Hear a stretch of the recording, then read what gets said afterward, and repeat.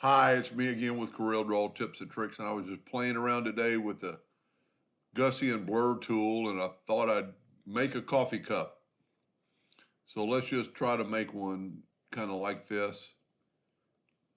I just put the yellow box to have a background. There's probably many ways to make a cup. I would take an oval and squeeze it like that, then hit the plus key on your keyboard, and while you're moving it down, go using the control button so it'll be up and down. And then when you take your shift key and bring it in, it's going to be in line with that other item, other uh, oval. And then just go to the quadrant, Looks like I missed that one, but I guess I didn't. And then take the virtual segment delete key and delete that part we should not be able to see. Then take your smart fill tool. Doesn't really matter what color you fill it in with it first. But we're going to do a couple of things. We're going to take that and make a duplicate of it. Control D, and while holding down the shift key, bring it in a little bit and have another ring. And then we can actually make that ring a black. So you've kind of got like the edge of the cup, and you can do a lot of things here. We can go ahead and put an outline around it to make it stand out a little bit. Let me bring this one a little closer. And then you could, I left some of my steam coming off there. Anyway, and then we're gonna put a little shadow on this cup. So we're gonna take the interactive fill tool and we're gonna go from that side to that side. Well, actually, I must have had it clicked. So let's click on just this. Make sure you just have that item clicked. And then there's a lot you can do here.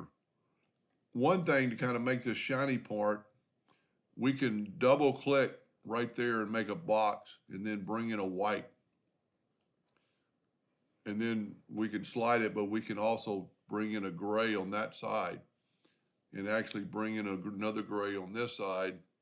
And then you can play around with that a lot. You can move things around, trying to get it where you want it. You could actually put it in another white, or, you can change this to kind of make it, if you watch, it's kind of going with the cup. And we could put in another double click right there, and we could put another gray there. So it kind of gives you a white. That's a little bit much. But anyway, just play around with that. Your artistic ability will show you what you're doing there, and I think that looks okay.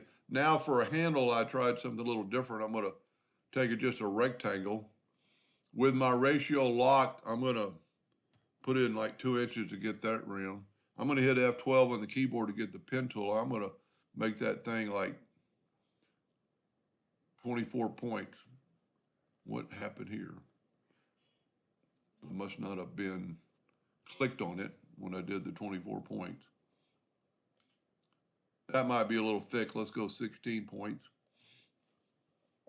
Then take that and bring it over to your cup a little bit and angle it.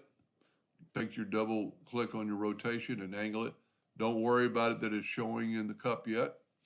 And then we're going to make that a gray, make that a gray. So it is a atom right now. I'm going to go to object and convert it to an object. Actually, a little bit thicker would have been better, but we're good. I'm going to zoom in a little bit. And then if we'll take the shadow tool and pick inner shadow and just kind of go across, what it does, it kind of makes it look like it's kind of a rounded handle. If we can move that far enough out. There you go. It looks like it's actually a round handle. We're going to move it in just a little bit more. And then just go up to object and put it order to the back of page. And now you've got that handle looks pretty bad. So let's squeeze that handle in a little bit. It's too much handle for that cup. And then just go to object. And you could done this afterwards, but that looks pretty good. And then there's many things you could do here. You know, you could make that less, and then Control D to make a duplicate, hold down the Shift key and bring this in, and then make that black. And then actually what we're gonna do is bring that other circle down to this edge so it looks like a ring on the cup. And you could play around with it, hold down the Shift key and grow it out. It kind of looks like a border. You know, this is the back of the cup. I'd actually think it probably needs to be a little bit bigger on both sides. That way you're seeing the back of the cup and not the front of the cup. And then the Gaussian blur, there's many ways to do this. Just make a elongated ellipse, go to object and convert it to a curve, get your shape tool, and just play. You know, take your shape tool and, you know, go like that, you know, go like that. And it's going to be a blur, so it doesn't really matter what it kind of looks like. That doesn't look bad. We're going to make it white and no outline. And then we're going to put it in our coffee cup. And then go to Effects, Blur, Gaussian Blur. And now the background, you can't really see because I've got it too white. I need to make it actually a gray. There we go. I actually like the ones I made there better. Control to make a duplicate of it. Take one of them, then expand it, you know, make it a little bit taller and longer. You know, Control D again and put it on the other side. And this is where your artistic ability, you know, you could actually flip them and have them go in different directions and maybe even angle it a little bit. I am no artist.